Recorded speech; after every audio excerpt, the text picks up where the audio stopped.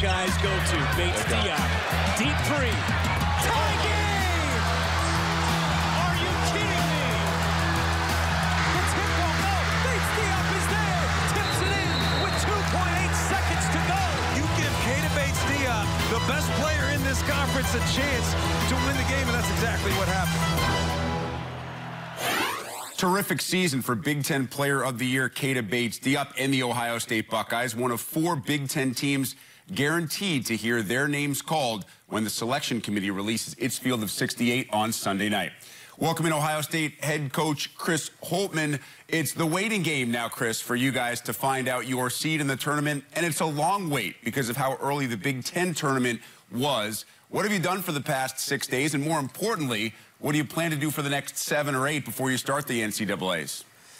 You know, Sunday will be here quicker than we think, Rick. So I think it's going to be right around the corner where we're, you know, in our normal mode, getting ready for who we're going to play and prepping for them. But, you know, I think we've done a lot of what probably most people have done, and that is we've tried to mix up a little bit practice and scrimmage and how much we're doing both. We're actually going off-site to scrimmage, have an inter-squad scrimmage, just to play in a different venue, in a different setting. It is tough to wait, because your team played on the Friday night of the final weekend of the Big Ten regular season. It will basically be 3 weeks with 1 game atmosphere for your team. Is there any concern about that kind of layoff? Sure. I think there is. I think you recognize that is long. I think when we beat Indiana on that Friday, and some teams played on Saturday and Sunday, so you play Indiana on Friday, and there's still 2 games before the regular season ends. So as you mentioned, 1 game in roughly 21 days is a lot. It's a lot to manage and figure out. And hopefully we'll make good use of our time, and we'll balance this rust versus rest in the right way. Chris, I'm sure you've heard this argument many times that a late loss can sometimes benefit a team already in the NCAA tournament. Do you buy that argument as it relates to your team?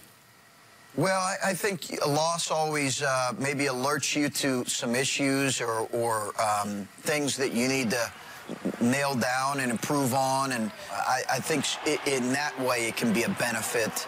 I don't know that I think given the layoff and the rest, Rick, I think in this case it's a little bit, you know, we would have liked to have continued to play a few more days because of that. But you know, there's always things you can work on, and you know, hopefully we have a motivated group to improve in some of those areas we need to improve in before the NCAA tournament.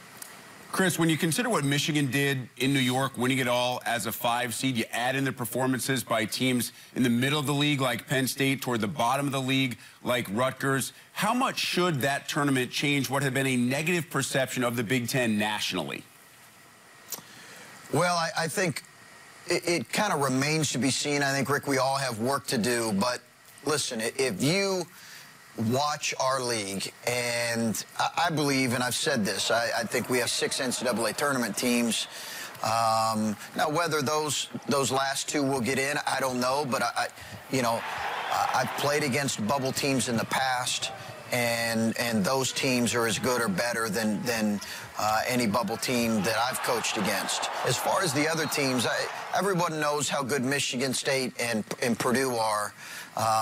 Obviously, we had a very good year, and we got exposed in some ways as well, but we had a very good year.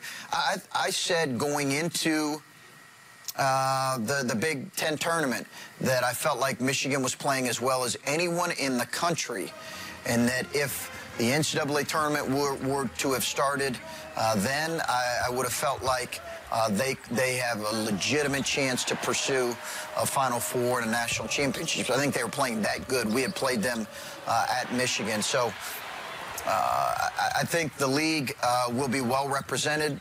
I think we're all anxious to see what kind of effect the layoff will have, especially for a team like Michigan that was as hot as what they were. But, time will tell. But I do think having some of those teams perform like they have maybe opened some people's eyes.